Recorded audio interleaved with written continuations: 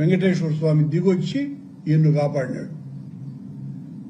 మరి 23 claymore mines మీ మీద ఎందుకు పేలినాయి? మీ చెయ్యి ఎందుకు ఇరిగింది? ఆ చెయ్యి 6 నెలలు కట్టు తీయకుండా ఆ చెయ్యి అట్లే పెట్టుకున్నారు కదా. మరి భగవంతుడు మీ పాపాలను చూసి ఆ పని చేసి ఉండొచ్చు అని అనుకోవచ్చు కదా. దానికేమో సమాధానం మీరు. ఆయన కాపాడినారు, అది కూడా కొండ మీద నుంచి దిగే ఒరువర్రి మా బాబుకు ఈ రకంగా పేల్చినారయ్యా అని కొండ మీదకి దిగి ఆయన హస్తం ఇచ్చినారు. నిన్న అదే సభలో ఆయన మాట్లాడిన మరొక తమాషా మాట, శివుడి మెడలో పాము చూసి ఏం చేయాలా అనుకుంటారంట భక్తులు. కానీ నేను అలా అనుకోను. శివుడి మెడలో పామును చూస్తే శివుడికి ఒక నమస్కారం పెట్టి పామును బయటికి తీసుకొని వచ్చేసి దాన్ని ఏం చేయాలనో చేస్తాను అన్నాడు. ఇది ఆ భక్తి అంటే. శివుడి మెడలో ఉండేటువంటి పాము కూడా దైవ స్వరూపం. దైవ స్వరూపం కాబట్టే సాక్షాత్తు శివుడి మెడలో అలంకరణగా అది ఆభరణంగా ఉంటుంది. దాన్ని చూసి భక్తులు ఏం చేయాలా అని అనుకుంటారంట. ఈయన అలా అనుకోకుండా ఆ పాముని తీసి బయటికి తీసుకుని వచ్చి ఏం చేయాలనో అది చేస్తారంట. అంటే ఏం చేస్తారు? నా చితికి కొట్టి చంపేస్తారా? అంటే అదే అర్థం వస్తుంది కదా. ఏం చేయాలనో అది చేస్తాను అంటే, లేదేమన్నా చైనా వాళ్ల మాదిరిగా ఏమన్నా చేస్తారా ఆ పామును తీసుకొని అని అనుమానం వస్తోంది కదా. ఏంది చంద్రబాబు గారు ఏం మాట్లాడుతున్నారు?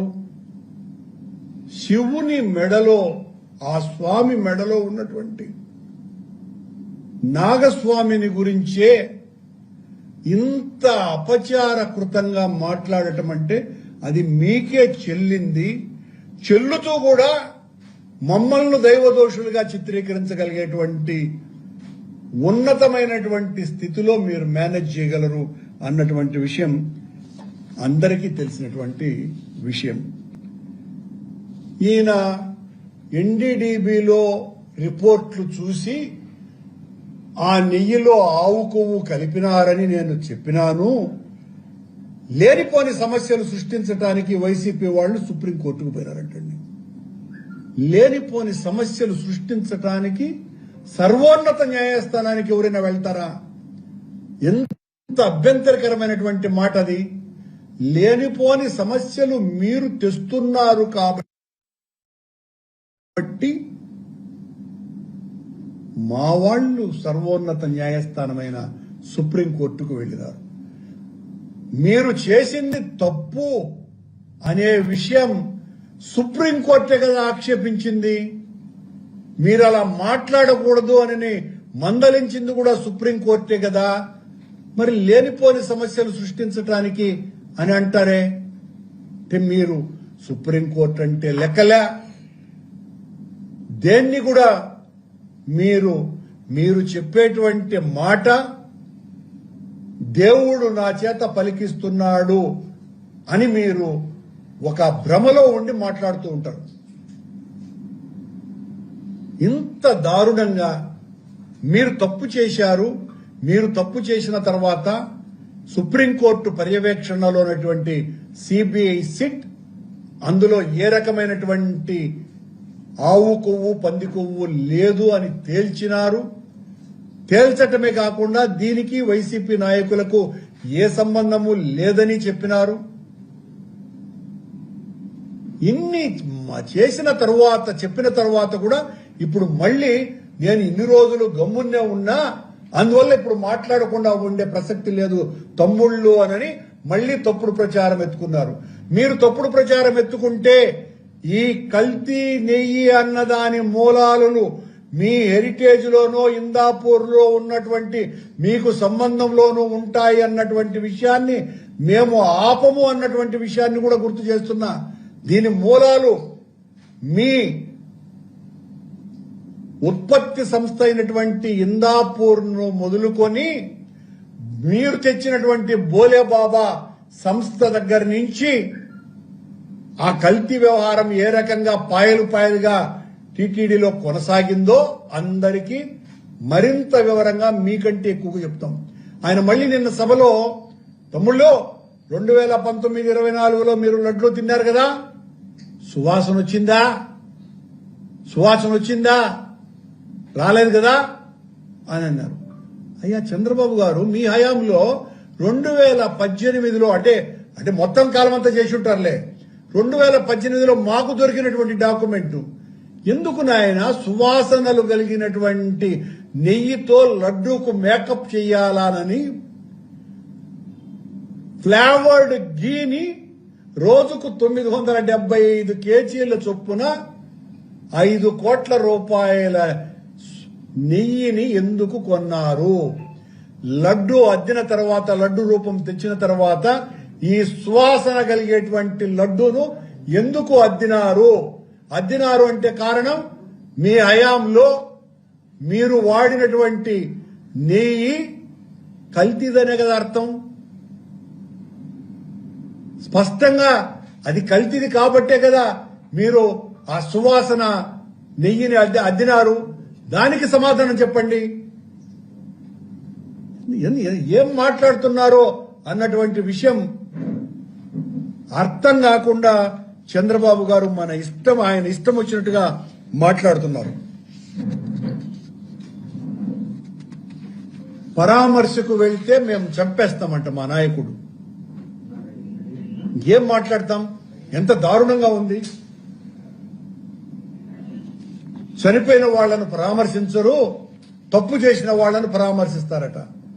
మీరు తప్పుడు కేసులు బనాయించి మా వాళ్లను జైళ్లలో నెడుతున్నారు కాబట్టి ఆ అన్యాయమైనటువంటి వాళ్లను, అన్యాయమైపోతున్నటువంటి వాళ్లను మా నాయకుడు పరామర్శిస్తున్నారు. ఈయన అధికారంలోకి వచ్చిన తర్వాత లడ్డూ యొక్క నాణ్యతను పెంచడానికే శ్యామలరావు అనే ఆయన్ను ఈఓగా 2వ సంతకం పెట్టాను అని అన్నాడు. మరి శ్యామలరావును 2వ సంతకం పెట్టి తీసుకొని వచ్చినటువంటి వాడివి 20 నెలలు కూడా ఉంచకుండా ఎందుకు ధర్మేసినావు? అదే శ్యామలరావును, ఆ శ్యామలరావు చేత నెయ్యికి బదులుగా ఆవు కొవ్వు కలిపినారు అని చెప్పించి ఆయన ఇంకా మాట వినడని ఆయన ధర్మేశారు. సిట్ మొటికాయలు వేసినట్టుగా తన నివేదికను సమర్పించింది. ఇన్ని రకాలు ఆయన ఇష్టం వచ్చినట్టుగా అబద్దాలు తెచ్చి ఇప్పుడు హెరిటేజ్ కు నాకు ముడి పెడుతున్నారు అన్నటువంటి మాటలు మాట్లాడుతున్నారు. ఎవరు మాట్లాడుతున్నారు? మేం మాట్లాడడంలా, ఉన్నది చెబుతున్నాం. ఈ కల్తీకి మూలాలు మీరు తీసుకువచ్చినటువంటి సంస్థల ద్వారా వచ్చినాయి అన్నటువంటి విషయాలనే మా పార్టీ, మేము, మా నాయకుడు బయటికి తీసుకుని వచ్చి అక్రమాలకు మూల సూత్రధారి మీ వైపు నుంచి ఉంది అన్నటువంటి విషయాన్ని చెప్పటం జరిగింది. అది మా తప్పిదం ఎట్లవుతుంది? లేకపోతే మీ ఇష్టం వచ్చినట్టు మాట్లాడతారు. మీరు 2 కొండల జీవోను తెచ్చింది రాజశేఖర రెడ్డి అని మాట్లాడతారు. 7 కొండల జీవోను తెచ్చి 352 కిలోమీటర్ల పరిధంతా కూడా వెంకటేశ్వర స్వామిదే అని జీవో ఇచ్చినటువంటి వ్యక్తి 746 జీవోను తెచ్చిందే మా నాయకుడు. మీరు అదే 2009 ఎన్నికల సభలో ఆ జీవోను రద్దు చేస్తానని ముస్లిం మైనారిటీల సభలో మాట్లాడినటువంటి వ్యక్తి మీరు. మీరు ఏం చెప్పినా మీకు చెల్లుతుంది అన్నటువంటి అబద్దాలతో ఈ రోజున నెయ్యి కల్తీ విషయం కూడా ఇలాగే జనంలో విష బీజాలు నాటాలని మీరు, మీ మంత్రులు, మీ తైనాతీలైనటువంటి ప్రసార మాధ్యమాలు నిరంతరము మా మీద కక్ష పూనుకొని చేస్తున్నటువంటి ప్రచారం అంతా ఇంత కాదు. ఇప్పుడు కొత్తగా ఈ రోజే ఒక ఇన్ఫర్మేషన్ వచ్చింది నాకు. ఇక ఈ లడ్డూ విషయంలో ఏం తేలేటట్టు లేదు. జనంలో మనం పలుచనైపోతున్నాము. ఎంత పోయినా సరిగ్గా మనకు మైలేజ్ రావటం లేదు. అయినా దీన్ని తిడుతూనే ఉండండి వైసీపీ వాళ్ళని చెబుతూనే దీని నుంచి బయటపడటానికి పరకామణి కేసుకు సంబంధించి దాదాపు 2 నెలల పాటు ఇద్దరు డీజీ స్థాయి అధికారులు, ఏసీబీ సిఐడి డీజీ స్థాయి అధికారులు హైకోర్టు ఆదేశాల అనుసారం విచారణ చేయించి కోర్టుకు నివేదించినారు. దానికి సంబంధించి 3 వ్యాజ్యాలు సాక్షాత్తు హైకోర్టు ప్రధాన న్యాయమూర్తి దగ్గర పెండింగ్ లో ఉండగా ముఖ్యమంత్రి గారు ఈ రోజున దీనికి సంబంధించి పరకామణికి సంబంధించి మళ్లీ ఎఫ్ఐఆర్ ను వెయ్యాలా అని నిర్ణయం తీసుకొని ఇద్దరు డీజీ స్థాయి అధికారులు విచారణ చేయించి కోర్టుకు సబ్మిట్ చేసిన తర్వాత ఒక సిఐడి అవినీతి పరుడుగా, అత్యంత అవినీతి పరుడుగా ముద్రపడినటువంటి ఒక డిఎస్పీకి ఆ బాధ్యతలను అప్పగించి తనకు కావలసిన రీతిలో నిందితులను ఏరుకొని వాళ్ళనందరినీ కూడా సతాయించటానికి రేపో ఎల్లుండో కొత్తగా ఎఫ్ఐఆర్ ను తీసుకొని వస్తున్నారు. అది కూడా టీటీడీ చేతనే మళ్లీ కంప్లైంట్ ఇచ్చేటువంటి పని చేస్తున్నారు అని మాకు వచ్చినటువంటి అధికారిక సమాచారం. అందుకే మీరు చెప్పినట్టు నడుచుకొని తల ఒగ్గేటువంటి వ్యక్తిని ఎగ్జిక్యూటివ్ ఆఫీసర్ గా తెచ్చుకున్నారని మొత్తం టీటీడీలో ఉన్నటువంటి కింది స్థాయి అధికారులందరూ కూడా మాట్లాడుకుంటున్నటువంటి మాట. మీరు సిట్ దానికి సంబంధించిన సిఐడి నివేదిక సాక్షాత్తు హైకోర్టు ప్రధాన న్యాయమూర్తి దగ్గర ఉంటేనే మళ్లీ దాని మీద తిరగదోడి కొత్త కేసులు బనాయించాలా అన్నటువంటి ఆలోచన ఎందుకు? మళ్లీ మా మీద రోజు ప్రచారం చేసి అదిగో దొంగలు దొరుకుతున్నారు, మమ్మల్ని విచారణకు పిలిపించి ఈ రకమైనటువంటి కార్యక్రమాలు చెయ్యాలనని ఆ అవినీతి అధికారుల చేత కంప్లైంట్లు ఇప్పించి ఓ అత్యంత అవినీతిగా అధికారైనటువంటి డిఎస్పీకి ఈ బాధ్యతలు అప్పగించబోతున్నారనని మాకు తెలిసింది. ఇదంతా కూడా ప్రజల దృష్టిని మళ్లించటానికి చేస్తున్నటువంటి కుట్ర.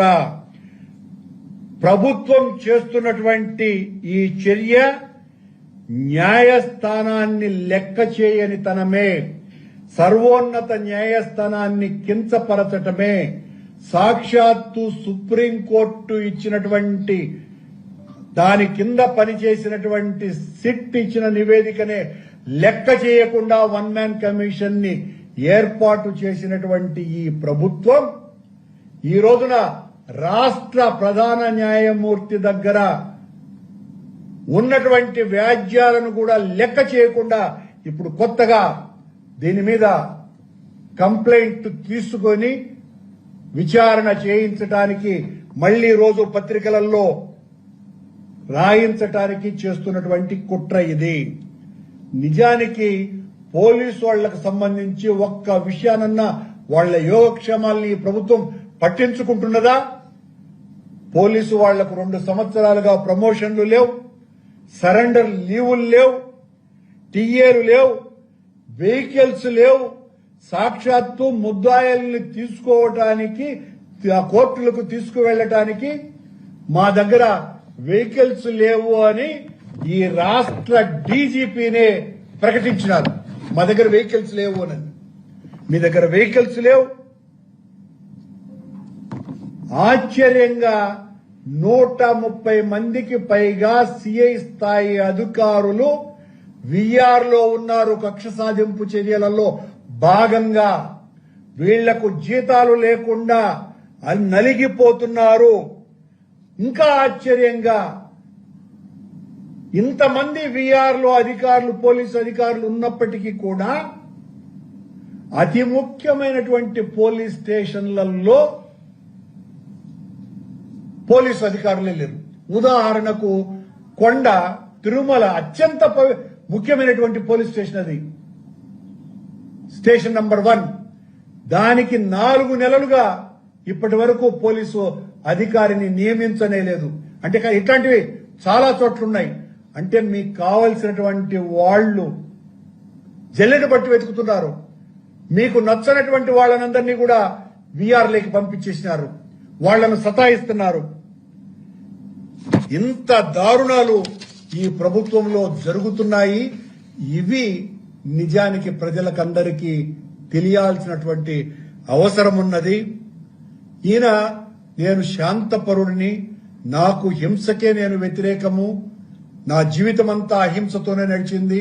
వివేకానంద రెడ్డి గారి మర్డర్ కేసుకు సంబంధించి ఏదేదో మాట్లాడినారు అని అంటున్నటువంటి చంద్రబాబు గారికి, అయ్యా గతం అందరూ మర్చిపోయి ఉంటారు, మళ్ళీ గుర్తు చేయాలి కదా. మల్లెల బాబ్జీ అని ఎన్టీ రామారావు గారి అభిమాని, సీఎం గారి సెక్రటరీగా ఉన్నటువంటి రాఘవేంద్రరావు గారు, ఆనాడు 37 సంవత్సరాల క్రితం శాసనసభ్యుడిగా ఉన్న కాపులకు అత్యంత ప్రీతిపాత్రమైనటువంటి నాయకుడైనటువంటి వంగవీటి రంగా గారు, వీరి మరణాల వెనుక మీ హస్తం ఉన్నది అన్నటువంటి ఆరోపణలు మీరు ఎదుర్కొన్నారా లేదా? సాక్షాత్తు ఆనాటి హోంమంత్రి హరిరామయ్య జోగయ్య తన ఆత్మకథలోనే రంగా గారి హత్యకు చంద్రబాబు గారి కారణము అని రాసిన మాట కూడా వాస్తవం కదా. ఆరోపణలు వచ్చినాయి మీ మీద ఈ ఆరోపణలు ఉన్నాయి కదా. ఈ మర్చిపోయి మీరు ఇష్టం వచ్చినట్టు మాట్లాడితే ఎలా? చంద్రబాబు గారు ప్రతి క్షణము కూడా డైవర్షన్ పాలిటిక్స్ చేయిస్తూ తాను చేసినటువంటి తప్పుల్ని సమర్థించుకుంటూ అవతల వాళ్ల మీద తప్పులు నేరాలు బనాయిస్తూ చేస్తున్నటువంటి ఈ పనులు ఎల్లకాలము సాగవని హెచ్చరిస్తున్నాం.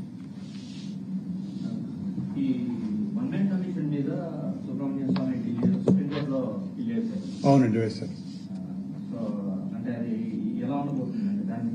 వీళ్ళు 1 మ్యాన్ కమిషన్ వేయటం అన్నది పూర్తి చట్ట వ్యతిరేకమైనటువంటిదే కాకుండా సుప్రీంకోర్టునే అవహేళన చేయటము, సుప్రీంకోర్టునే ధిక్కరించటం. ఆ ధిక్కరించి సుప్రీంకోర్టు ఆదేశంతో జరిగినటువంటి విచారణ మీద నమ్మకం లేదు అన్నట్టుగా ప్రవర్తించి ఏకసభ్య కమిషన్ వేశారు. కనుక ఖచ్చితంగా సుప్రీంకోర్టు చంద్రబాబు గారికి మొట్టికాయలు వేస్తుందన్నటువంటి ప్రగాఢమైనటువంటి నమ్మకం మాకున్నది.